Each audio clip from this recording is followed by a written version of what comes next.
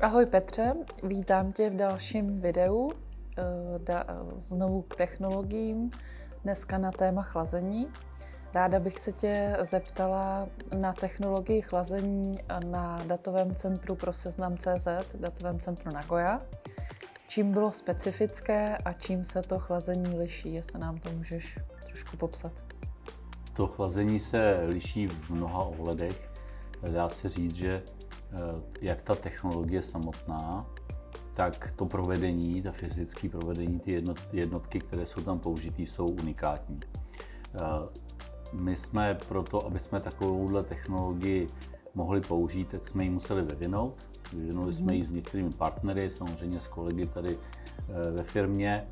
A ta technologie vlastně vychází z velmi jednoduché myšlenky a to je, že proč vlastně chladit jinak než vzduchem, který je venku, který je jakoby zadarmo, se dá říct, a chladit s tím datové centrum nebo teoreticky jiný prostor, jinou technologii. Samozřejmě háček je v tom, že ty venkovní podmínky, které jsou, tak jsou hodně proměnný a ta technologie vlastně takovéhle podmínky v takových nemůže být provozována. A tudíž ta jednotka musí být schopná řídit ty parametry toho venkovního, respektive posléze vnitřního vzduchu, aby byly v souladu. K tomu se používá několik technik. Tou jednou z základní je adiabatické chlazení, to znamená v podstatě rozprašování vody do vzduchu, kde vlastně odpařením té vody se snižuje teplota. To není jako principiálně nová věc, ta se používá dlouho a celý léta.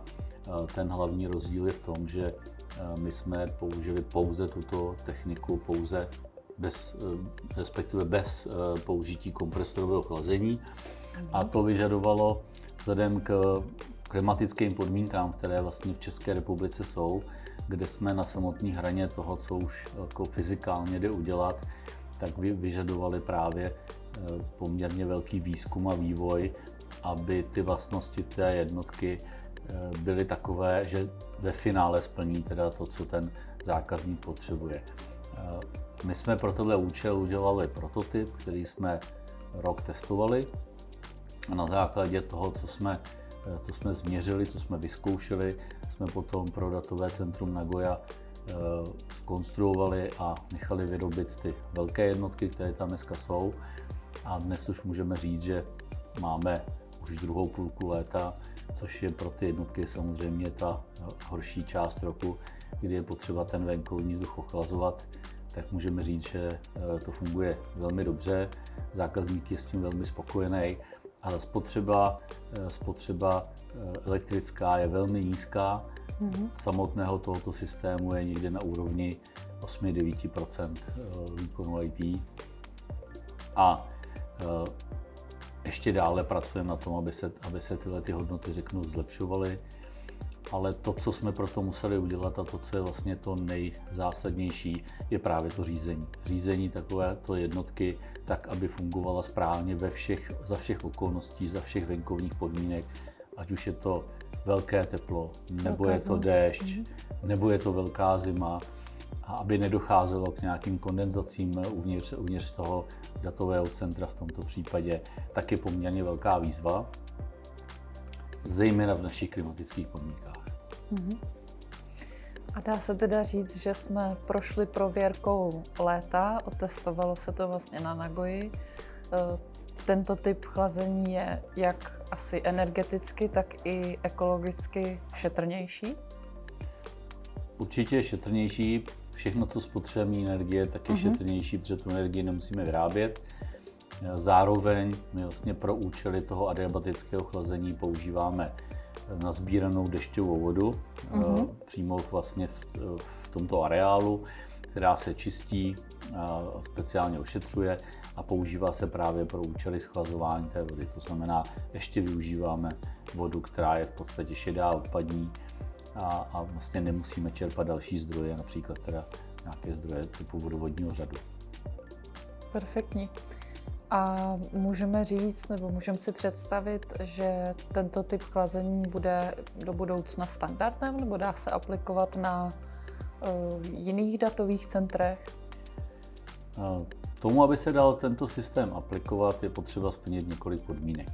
Jednou z těch zásadnějších je to, že ta budova musí být schopná tuto poměrně rozměrnou technologii nějakým způsobem umístit vhodným způsobem, aby bylo možné ten vzduch správně vyměňovat. Což zpravidla vede na to, že ta budova se dělá speciálně pro tenhle účel. To znamená všechny datové centra, které se staví takzvaně na zelené louce, a můžeme si v rámci už designu tu budovu přizpůsobit vlastně této technologii, tak pak je to možné to tam umístit. To je příklad třeba datového centru Kokura 3, které se právě staví pro Seznam.cz jako další etapa už již existující datového centra Kokura. Ta budova je přesně poskládaná tak, aby se ty jednotky tam daly umístit. Další podmínkou, která je vlastně velmi limitující pro celou řadu potenciálních zákazníků a provozovatelů, je to, že při této technologii my přeci jenom musíme rozšířit ty limity toho prostředí z hlediska teplot a vlhkosti, což není v rozporu s provozními podmínkami ty samotné technologie, ale většinou tomu brání nějaká zvyklost nebo vnitřní předpisy těch daných zákazníků nebo uživatelů, kdy oni vlastně nejsou ochotní třeba na 28 stupňů Celsia, byť ty zařízení v tom pracují. Z nějakých důvodů bezpečnostních nebo jiných obav, které jsou z toho. To pokud nepřekonáme, tak vlastně ta technologie nikdy nebude schopná v našich podmínkách zaručit třeba 23-25 stupňů. To prostě nelze udělat, ale těch 28 se dodržet dá. Jo? Takže to je druhá nutná podmínka, která tam je pro to, aby jsme takovouhle věc mohli nasadit. Pokud budou splněný, tak lze aplikovat na jakýkoliv v podstatě datové centrum, pokud bude ve stejném klimatickém pásu. Pokud se budeme posouvat víc na jih, tak už to nepůjde, protože tam už se dostáváme do hranice, kdy už tou vodou nedokážeme dostatečně schladit ten vzduch. Dále by mě zajímalo, jaká je vlastně třeba denní spotřeba vody na takovém datovém centru, jako je Nagoya. Řekněme, že ilustrativně ta hodnota se dneska pohybuje někde kolem 6 až 8 kubických metrů vody za den, vlastně této dešťové vody. Ono to velmi závisí samozřejmě na tom, jaký to prostředí, jaká je teplota, jaká je jeho vlhkost, jaký je zatížení toho datového centra, kolik výkonu vlastně tam potřebujeme, to znamená, kolik toho tepla se musí, toho množství vzduchu se musí schladit. Takže to je, řekněme, taková ilustrativní hodnota. Proto pro tyto účely v těch datových centrech máme zásobní nádrže, které jsou v řádu stovek kubických metrů, tak aby běžné srážky, které se u nás vyskytují, aby byly dostatečně akumulované pro nějaký chod, když ty srážky zase nebudou, aby jsme vystačili pouze s touhle vodou. Takže jestli to dobře chápu, tak vlastně když prší, tak se vytváří nějaká zásoba zase na ty období, kdy je teplo a ano, přesně tak to je. Přesně tak to je. Zase pro ilustraci datové centrum Kokura 3 bude mít zásobní nádrž 800 kubických metrů, což už je jako velký plavecký bazén, takže poměrně velké množství vody právě za účelem toho, aby jsme překonávali pokud možno větší období sucha. No, protože nouzově se sice dá použít voda jiná, ale to samozřejmě není účelem této technologie. Další mojí otázkou je, jak se liší projekty Kokura 3 s Nagoyou. Do značné míry jsou si podobné tyto projekty, co se týká použité technologie a základních principů. Najdeme tady ale poměrně významné odlišnosti, a to zejména v oblasti opět toho chlazení, kde jsme zvolili ještě trochu jinou konfiguraci toho, jak ta jednotka je dneska postavená.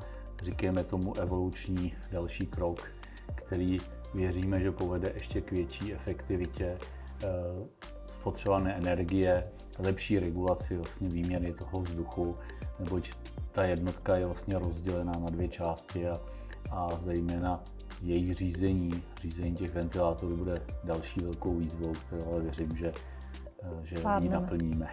No. A to je moje taková osobní otázka, že bych ráda věděla, jaký je rozdíl ve výkonu těch datových center.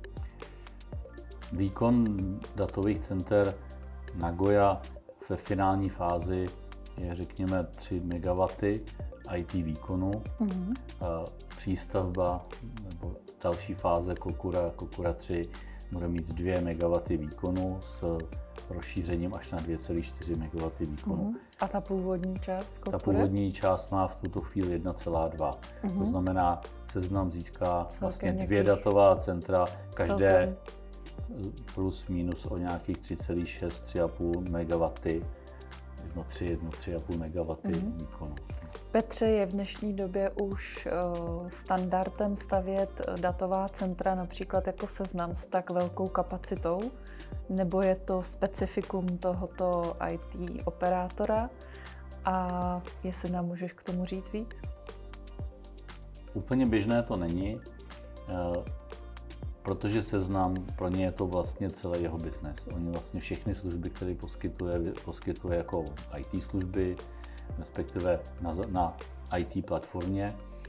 A vzhledem k tomu, oni mají tu potřebu poměrně velkou, že se jim daří, mají řadu zákazníků, řadu nových služeb, tak mají tuto potřebu, která je poměrně velká. Většinou ty společnosti nemají takovou velkou potřebu IT, protože tady se bavíme o tisících a tisících serverů, který Seznam potřebuje, než to u běžných zákazníků jsou to třeba v řádu stovky.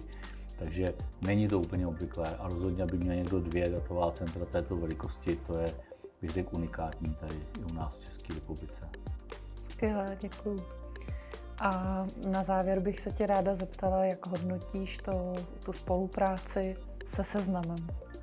Když se nad tím zamyslím, tak já bych ji hodnotil asi v principu 3 slovy. Partnerství. Už jsme říkali, že bez toho partnerství bychom takovouhle věc vůbec neudělali a je základem celého toho vztahu. Pak je to hrdost. Postavili jsme nějakou unikátní technologii, unikátní datový centra, která skutečně fungují.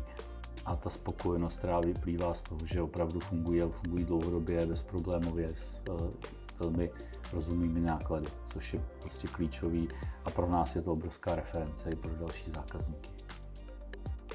Takže můžeme mluvit i o tom, že je tady vzájemná obrovská důvěra.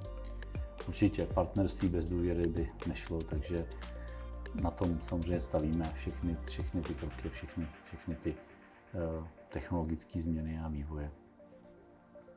Petře, díky moc za tvůj čas a za obohacení o všechny zajímavé informace a budeme si přát více takových datových center jako pro Seznam.cz. Díky. Taky děkuju, taky si přeju víc takových datových center.